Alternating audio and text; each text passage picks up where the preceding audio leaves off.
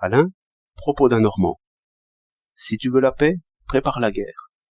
Bon, mais je trouve que l'on passe trop vite sur la première chose dont tout le reste dépend. Il faut vouloir la paix. Mais qu'est-ce que vouloir la paix? Est-ce se dire tous les matins en dépliant son journal, les Allemands veulent la guerre, ils l'auront. Est-ce pour aujourd'hui ou pour demain?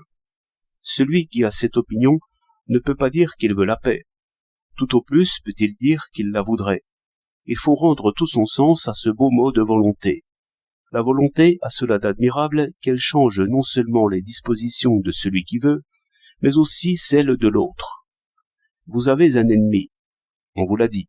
Lui-même vous l'a dit. Si d'après cela vous interprétez à mal tout ce qu'il dit et tout ce qu'il fait, si vous croyez ce qu'on vous en raconte, bien mieux si vous l'en croyez trop vous-même, vous êtes en guerre. Et si vous appelez état de paix l'état où vous êtes, vous ne savez pas ce que c'est que la paix. En réalité, c'est la guerre sous les apparences de la paix armée, comme on dit si bien. Je dirais la paix inquiète, la paix soupçonneuse. Pour rester dans cet état de paix instable, il n'y a pas d'autre moyen que de faire peur. Mais je ne dirai jamais d'un homme qui vit ainsi, non, je ne dirai jamais qu'il veut la paix. Si un homme me disait qu'il veut la pluie ou le beau temps, je rirais de lui.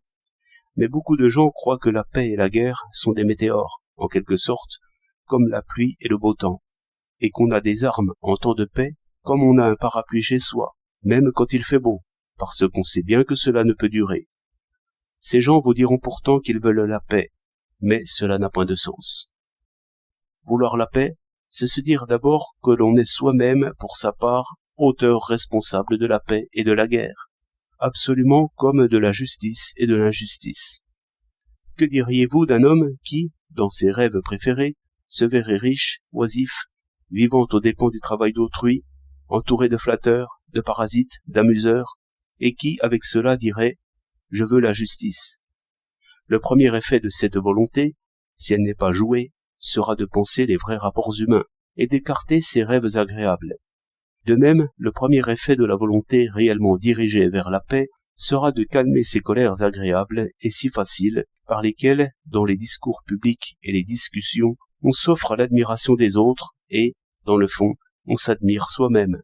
Mais si votre volonté n'est pas seulement capable de surmonter cette espèce de gourmandise, alors ne dites pas que vous voulez la paix. 18 décembre 1913.